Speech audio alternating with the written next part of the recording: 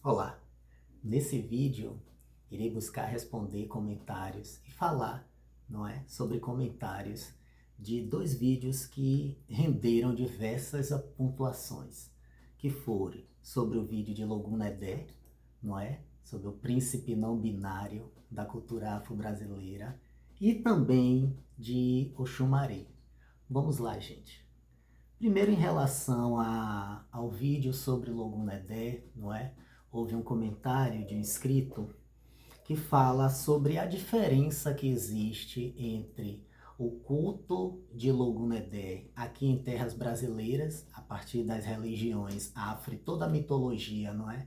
Que é passada sobre essa divindade aqui em terras brasileiras, e em como é o culto de Logun Edé em terras africanas, segundo leituras, não é, pesquisas, vídeos, ao que chega ao conhecimento dele em relação a essa divindade Logun Edé em terras africanas, onde ele é um guerreiro sanguinário, treinado por Ogum, veste vermelho, não é um menino, não é filho de Oxóssi, que inclusive ele diz que são de épocas e regiões distintas. Então vamos por partes. Primeiro, gente, acho muito importante a reflexão sobre uma máxima que diversos filósofos trazem sobre a origem, né, de divindades. É que diz o seguinte: o homem criou Deus à sua imagem e semelhança. É um trocadilho, não é, com um versículo bíblico, com a frase bíblica que diz que Deus criou o homem à sua imagem e semelhança. Então esses filósofos, eles trazem a atenção de que isso pode ser exatamente o contrário, não é?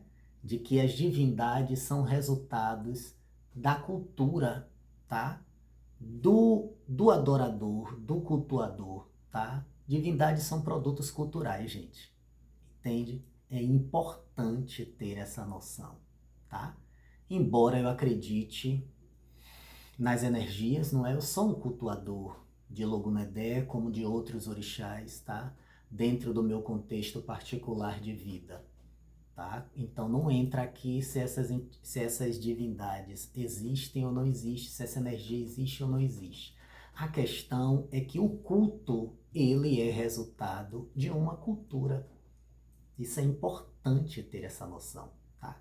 Por exemplo, é importante quando refletimos que Thor, não é? Dos Vikings, por exemplo, ele tem todo um modus operandi, aparência, certo? Mitologia, tá? Dentro daquela cultura que criou tudo isso, criou toda essa mitologia, não é? Mitologias são produtos culturais, certo? Então é importante ter essa noção porque choca as pessoas muito, cultuadores, né, dessas divindades aqui nas diversas religiões afro aqui no Brasil, quando entram em contato com esses cultos em terras africanas, essas disparidades. Mas é entendermos que cultos são construções culturais, tá, gente? A noção que se tem muitas das vezes de que a divindade, não é? Ela exige esse ou aquele culto, isso aí é muito mais resultado de uma narrativa religiosa, não é? Que vem passando de geração a geração a ideia de que aquela divindade que instruiu aquele culto. Quando na realidade os cultos eles foram sendo desenvolvidos, tá? Geração após geração, dentro daquela cultura, dentro de estruturas daquela cultura, certo? Que resultaram em perfis, resultaram em arquétipos. Por isso que sempre diversas explanações que falam sobre essas divindades afro, né? Eu trago essa atenção que essas divindades são arquétipos divinizados. E arquétipos são resultado de um processo cultural, né? Dentro de uma determinada cultura, de um determinado grupo, dentro de interações sociais se desenvolvem arquétipos desse ou daquela função, ou daquele contexto, enquanto que em outra cultura aquele arquétipo não vai ter determinada relevância, não vai ter determinado recorte. Isso é importante para entendermos essas diferenciações, tá bom? Então ele fala, por exemplo, né, que Logun Edé em terras africanas não é filho de Oxóssi, até porque são de épocas e regiões distintas. Bem, no caso, podemos dizer que não são regiões distintas, porque aqui no Brasil, né, miticamente, Logum-Edé é filho de Boalamo dentro do contexto Queto, certo? E Yorubá, entende? E Boalamo também é uma divindade Ijexá, certo? Então houve essa aproximação dessas divindades, de sacerdote dessas divindades, né? E se trabalhou para que ele se tornasse uma referência de filho desse Odé junto com a rainha do Ijexá, Oxum. Dentro do meu entendimento, dentro da minha visão enquanto historiador, não é? Enquanto pesquisador de relações étnico-raciais, e enquanto pesquisador da história da cultura afro-brasileira, eu penso, gente, que essas diferenciações se dão principalmente pela necessidade orgânica desses escravizados em terras brasileiras da ideia de família, tá? Do sentimento familiar. É importante entendermos que estamos falando de culto que foi desenvolvido dentro de uma estrutura escravista, onde famílias eram separadas, onde pessoas jovens não podiam ser criança, não tinham infância, entende? Não podiam ser adolescentes plenos, não é? Simplesmente nos primeiros momentos que uma pessoa racializada no Brasil, nas Américas de uma forma geral, começava a dar os primeiros passos, ela já era orientada a desenvolver trabalhos ou a estar prestando serviço até a outras crianças brancas, filhos dos seus senhores. Então, com certeza, para esses escravizados, para esses cultuadores dessas energias aqui em terras brasileiras, vincular determinadas divindades a eixos familiares, a núcleos familiares, eram formas de estar trazendo e não perdendo essa noção de família, que com certeza tornou-se muito cara para eles. As pessoas eram divididas o tempo todo. Tanto eram divididas quando chegavam aqui nas Américas, não é? Eles eram separados justamente para que não pudessem se aglomerar e criar resistência, assim como também as pessoas escravizadas, não é? Dentro das senzalas, dentro das casas grandes, quando vinham a ter um relacionamento com uma outra pessoa e daí passava a ter uma prole, daí passava a ter filhos, esses filhos geralmente, eles eram logo tirados de suas mães e de seus pais, eram vendidos, tá?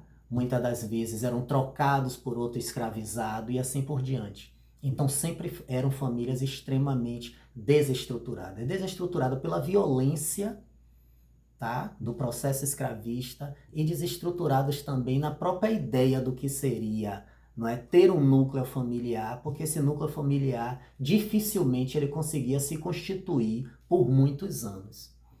Então, quando olhamos para essa história pregressa de escravização, é fácil nós entendermos, tá?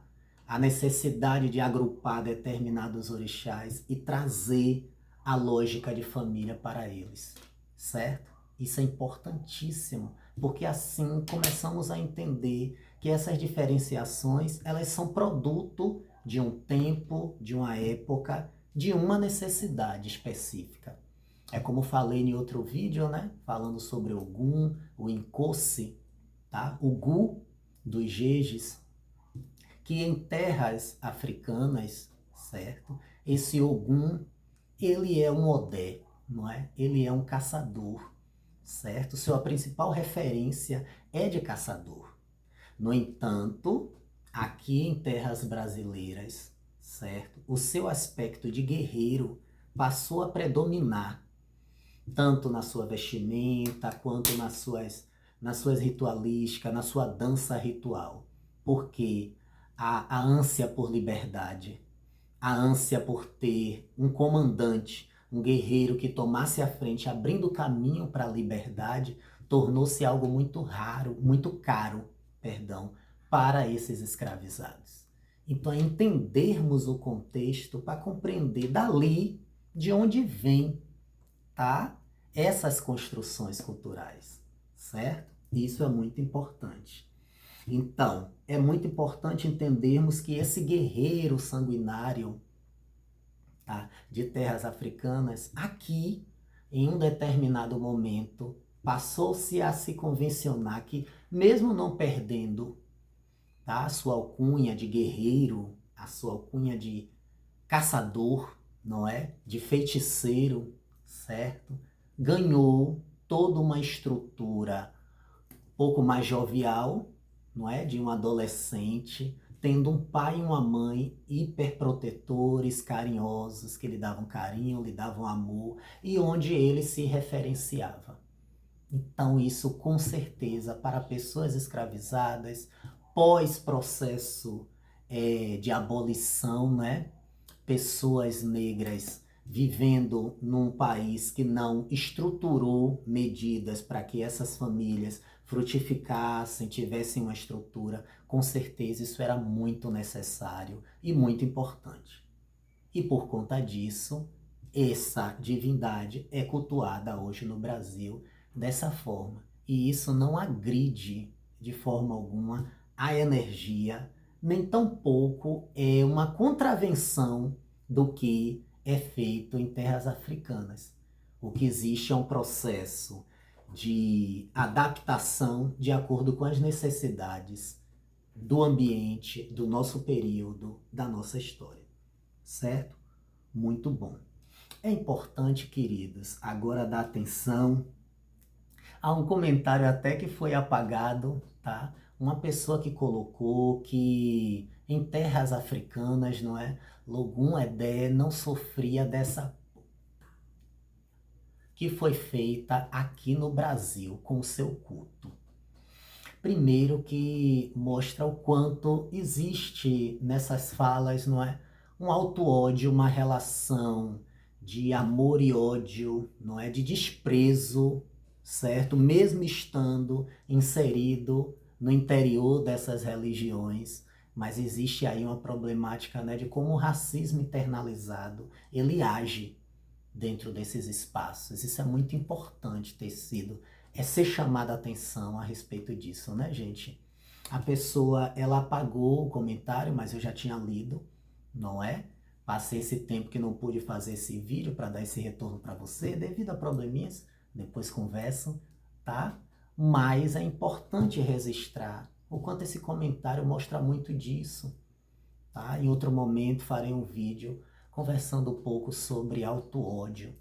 Auto-ódio geral, auto-ódio nessas religiões afro, não é? Auto-ódio que é muito trabalhado dentro desse sistema racista para que pessoas negras o tenham, certo? Mas o ponto muito importante é essa ideia de que aqui no Brasil foi feito uma como que afeminação, não é isso? Da figura do Ologun Edé, certo? Eu lembro aí, gente, de uma canção que foi muito presente na minha infância, que dizia assim: você com um revólver na mão é um bicho feroz, feroz. Sem ele andar rebolando até muda de voz. Isso aqui cá pra nós. Muito massa, gostava demais, fez parte da minha infância essa música. E tô trazendo ela aqui agora para a gente refletir sobre algo bem interessante.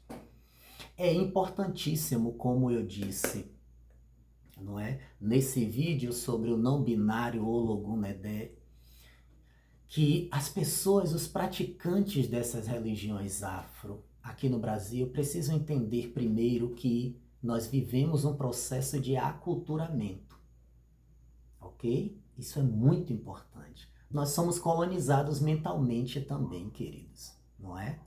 Nós, enquanto brasileiros, temos uma cultura judaico-cristã.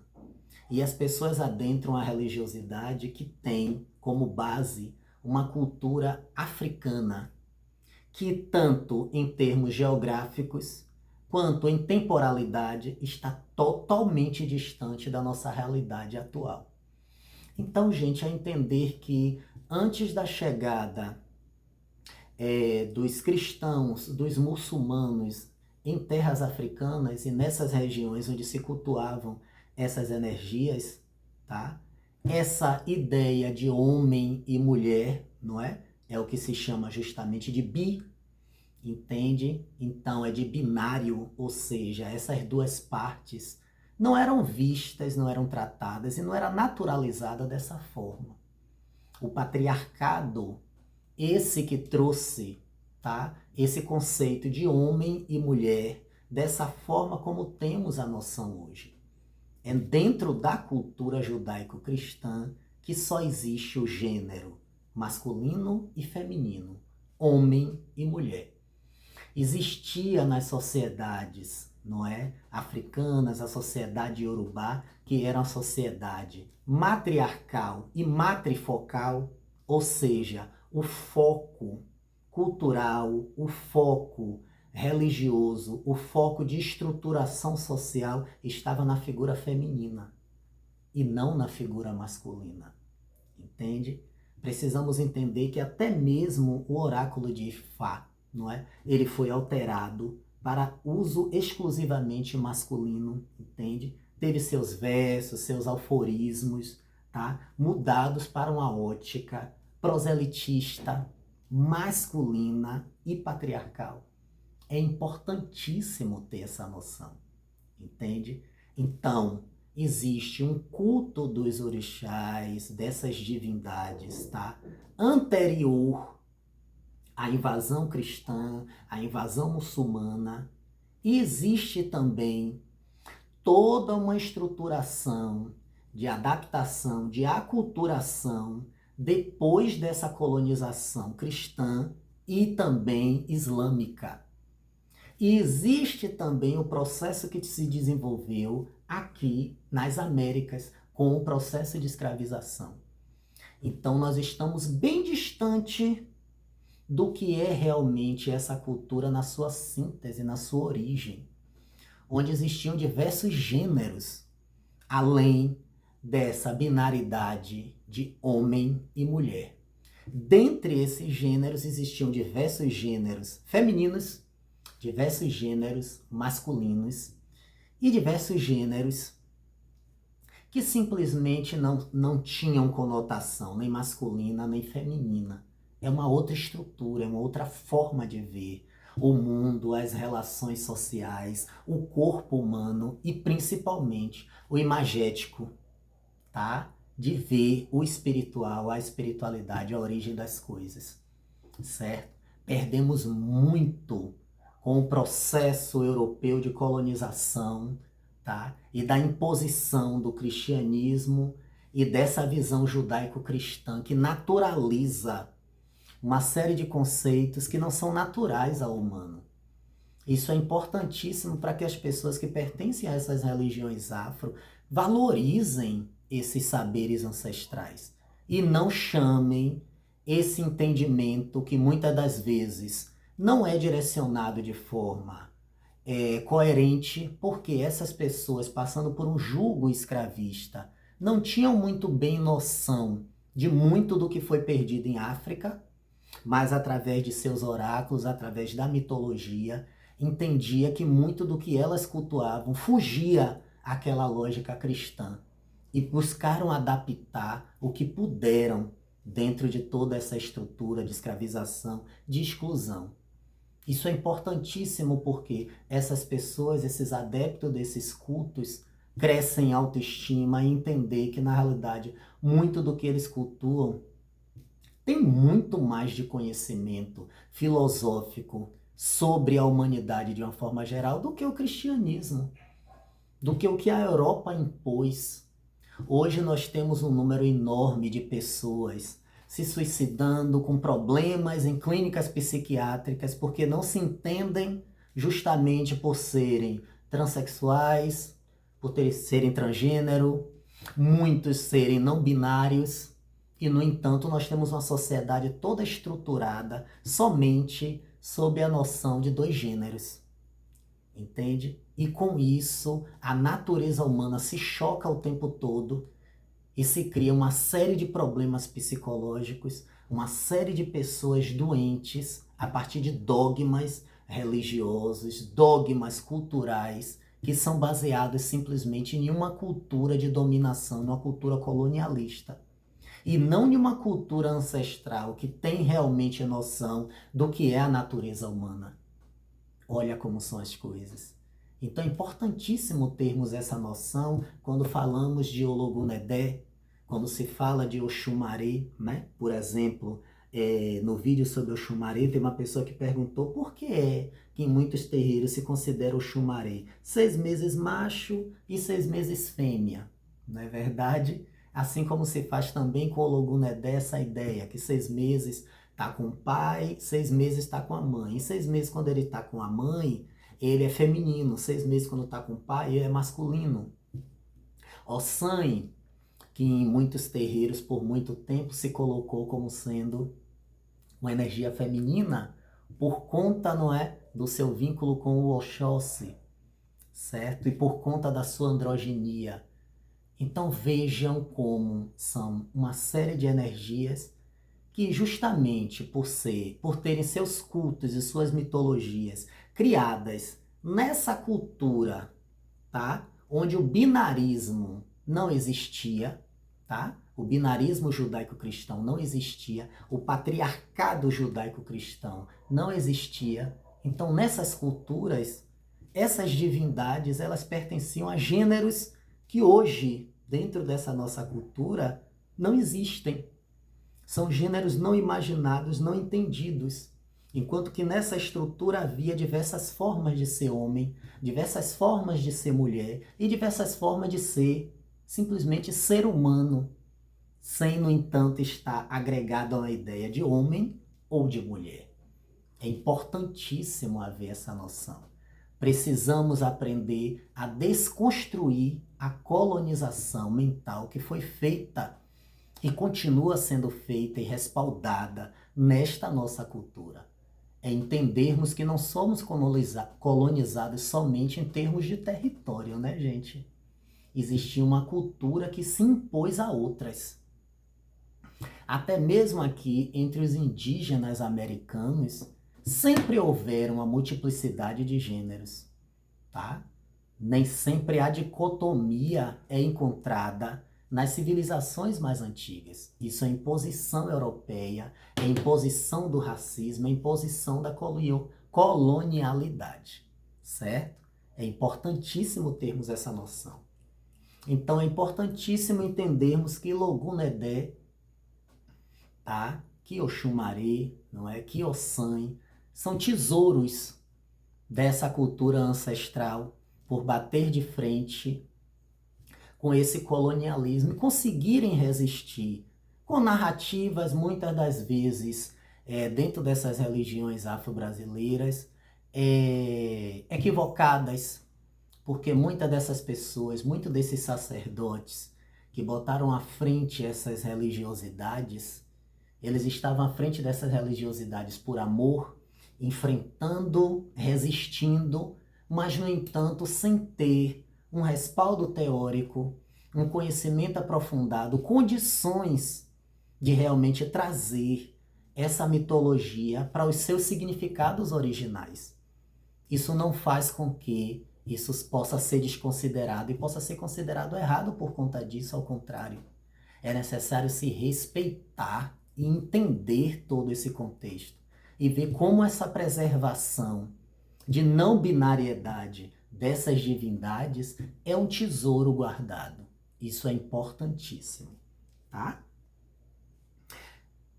Outra coisa, gente, é importantíssimo a ideia também de que quando se fala que Logunedé hoje, não é uma energia que está envolta em um culto, tá? Como foi esse comentário que foi apagado, tá? Mas eu faço questão de retornar a isso, mostra muito também do quanto essas pessoas que estão dentro dessas religiosidades mantêm a homofobia, transfobia, tá? E é importantíssimo, um trabalho de desconstrução dessa mentalidade colonialista cristã, para absorver que dentro desses cultos não cabe esses paradigmas. Esses paradigmas pertencem a essa colonização cristã. Não pertencem a esse universo que está em uma cultura que há milênios antes da chegada da ideia de cristianismo, da ideia de islamismo, da ideia de monoteísmo, tá? Já se faziam presentes e poderosas em terras africanas. Isso é importantíssimo, tá? Logunedé, ele pode ter esposas como a mitologia Yorubá, a mitologia Ijexá traz, e, ao mesmo tempo, ser um homem refinado, ser um homem delicado, vaidoso, certo? Com diversas instrumentalidades que aqui, dentro do nosso contexto binário, sejam vistos como coisas de mulher, coisas do feminino. Até porque Logunedé é a única energia dentro do culto afro-iorubá que, sendo masculino, tem vínculo energético de culto e adentra o mundo das grandes mães ancestrais, tá? Então mostra como ele faz a conexão entre o masculino e o feminino. E isso é importantíssimo se respeitar e se compreender. E só se consegue compreender quando colocamos de lado toda essa estrutura cristã e absorvemos, precisamos pesquisar, beber mais dessa base ancestral africana para compreender o que a colonização impôs e o que é que está lá embaixo, o que é que tem de preciosidade que precisa ser limpo. Hoje são muitos os pesquisadores que estão atrás, né, que estão trabalhando e trazendo esses entendimentos, esse conhecimento. E achei importantíssimo fazer esse vídeo para responder a esses questionamentos, porque acredito que traz uma reflexão que é importantíssima para os cultuadores dessa energia, para os pesquisadores, né, das religiões afro, certo? E pesquisadores também da mentalidade afrodiaspórica, ok? Obrigado. Curtam, por favor, compartilhem e comentem aqui embaixo, tá? Coloque o que é que você achou sobre esse vídeo, sobre essas observações, tá? O que te trouxe de novas interrogativas, tá? Para que eu possa daqui uns dias estar fazendo outros vídeos desse, para a gente estar discutindo sobre isso. Beleza? Abração, povo!